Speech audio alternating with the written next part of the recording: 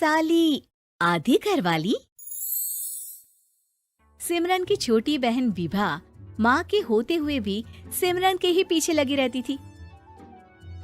सिमरन, आ गई हो तो इसे खाना खिला दो। बोल रही है तुम जब तक नहीं खाओगी ये भी नहीं खाएगी। क्या है विभा, तुम खा लिया करो ना, मुझे ऑफिस से आने में देर हो जाती है। और कोई छोटी बच्ची तो हो नहीं तुम जो खाना भी नहीं खाती हो कि दीदी आएगी तो ही खाऊंगी। हाँ हाँ, छोटी बच्ची ही समझ लो। और एक बात, जब आपको पता है कि मैं आपके बिना नहीं खाती हूँ तो रोज रोज क्यों बोलती हो? अरे क्या है ये, दोनों बहनें कम माँ बेटी ज्यादा लगती हो। अरे दीदी की शादी हो जाएगी तब क्या करेगी बोल? जब होगी तब की तब देखेंगे। मैं तो दीदी के साथ ही रहूंगी हमेशा। दोनों की शादी ऐसे घर में कर देंगे जहाँ दो भाई हो। खैर, मामला आया गया हो जाता है। एक दिन सिमरन के पापा जब घर आते हैं, तुम लोगों के लिए अच्छी खबर है। वर्मा जी है ना मेरे दोस्त, उन्होंने सिमरन बेटी के लिए रिश्ता बताया है। बहुत अच्छा लड़का है, सिमरन को भी पसंद कर लिया है और कल वो लोग आ रहे हैं सिमरन को देखने अपने घर। सिद्धांत अपने माता पिता के साथ सिमरन को देखने आता है। उसे सिमरन अच्छी लगती है और शादी तय हो जाती है।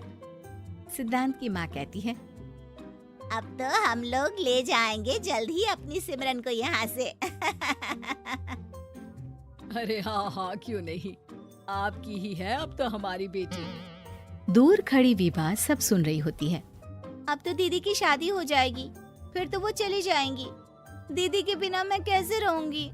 कुछ न कुछ तो करना ही होगा जिससे दीदी की शादी ही ना हो। सभी के जाने के बाद क्या शादी के बाद दीदी हम लोगों के साथ नहीं रहेंगी? अरे नहीं तो फिर क्यों रहेगी, शादी हो जाएगी तो अपने घर चली जाएगी ना। तो मैं भी जाऊंगी उनके साथ, मेरा भी सामान पैक कर देना। अरे कैसे बात कर रही हो विभा, दीदी के ससुराल छोटी बहन नहीं जाती। हाँ, कभी कभी जाकर मिलाना और रोज फोन पर भी बात कर लेना, ठीक है? नहीं पापा, आप तो जानते हैं मैं दीदी के बिना खाना भी नहीं खाती, ना ही मुझे उनके बिना नींद आती है। सिमरन बहन की बात सुनकर इमोशनल हो जाती है। अगले दिन से विभा खाना खाना छोड़ देती है। लोगों के लाख समझाने के बाद भी विभा ना खाती है ना ही सोती है। अंत में हार मानकर सिमरन सिद्धांत से मिलती है।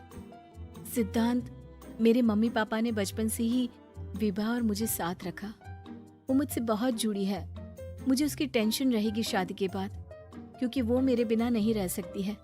अरे ये तो छोटी सी बात है, वो हम लोगों के साथ हमारे घर में रह सकती है। जब उसकी अकल आ जाएगी या वो समझ जाएगी कि तुम्हारा घर वो नहीं बल्कि ये है, तो हम उसे घर छोड़ आएंगे, ठीक है? सिमरन खुश हो जाती है क्योंकि वो यही चाहती थी।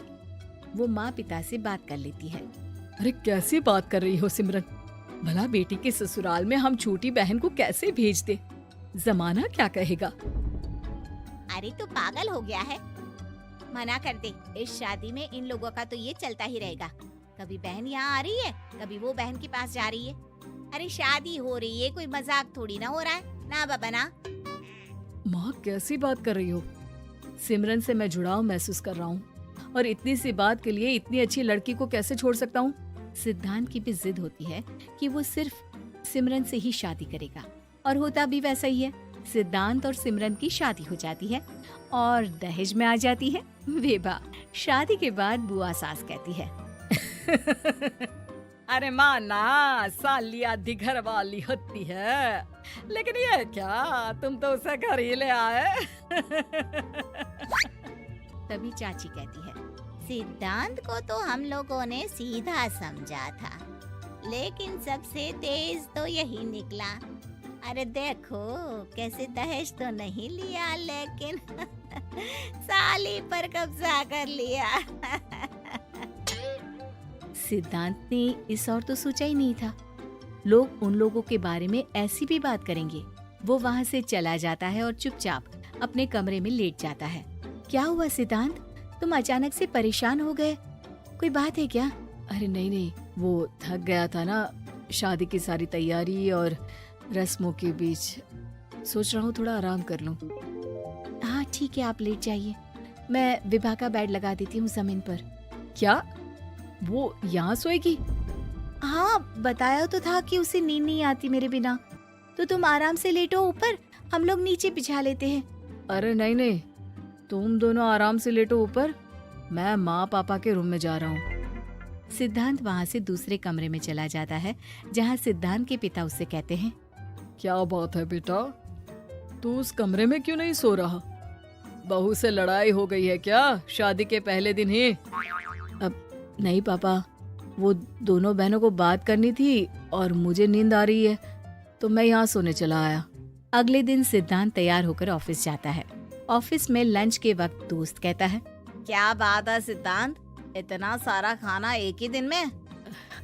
हाँ यार, वो सिमरन को खाना बनाने का शौक है तो उसी ने बनाया है। यार हम लोगों की तो सिर्फ एक ही बीवी है, इसकी तो दो है ना। सिद्धांत को गुस्सा आ जाता है। कैसी बात कर रहा है तू? अरे तू तो भाग्यशाली है जो बीवी के साथ साथ साली भी आ गई। अरे साली लोगों की तो आधी घरवाली होती है, तुझे तो पूरी की पूरी मिल गई। सिद्धांत का पारा अब 7वें आसमान में पहुंच जाता है। वो खड़ा होकर उस लड़के से लड़ने लगता है। हाँ, मेरी शादी में मेरी बीवी के साथ मेरी साली भी आई है, ये सच है, लेकिन सिर्फ कुछ समय के लिए, क्योंकि उसने सिमरन को बचपन से ही माँ की तरह देखा और यूं अचानक वो सिमरन से अलग नहीं रह सकती थी। इसलिए सोचो, अगर मेरी बीवी उसके लिए माँ का स्थान रखती है तो मेरा दर्जा क्या हुआ? तभी वहाँ बॉस आ जाता है। माफ करना सिद्धांत, यहाँ इस मेंटल लेवल के लोग हैं, जरूरी नहीं साली सिर्फ आधी घरवाली ही हो, कभी वो छोटी बहन तो कभी बेटी भी होती है। वेल डन सिद्धांत। सिद्धांत को अब ऑफिस में कोई कुछ नहीं कहता, लेकिन आस पड़ोस का वो तो वही हाल रहता है। सिद्धांत ऑफिस से घर की ओर आ रहा होता है कि रास्ते में उसे अपनी कॉलोनी का दोस्त मिल जाता है। क्या बात है, चेहरे की चमक बता रही है, शादी से बड़ा खुश है तू, क्यों? हाँ यार, अच्छी लड़की और अच्छा परिवार मिलना कहाँ होता है जल्दी आजकल। यार हमें भी दिला देना ऐसा परिवार जहाँ एक के साथ एक फ्री की स्कीम चल रही हो। सिद्धांत को फिर गुस्सा आ जाता है। वो दोस्त को मारने के लिए हाथ उठाता ही है कि वहाँ विभा आ जाती है। अरे जीजू, रहने दीजिए ना, ये लोग नहीं समझेंगे कि इंसानियत क्या होती है। ये सच है कि दीदी से कैसे दूर रहना, ये मुझे पता नहीं था। आपने मुझे दीदी के पास रहने का मौका देकर ये समझने का मौका दिया कि लड़की का असली घर उसका ससुराल होता है।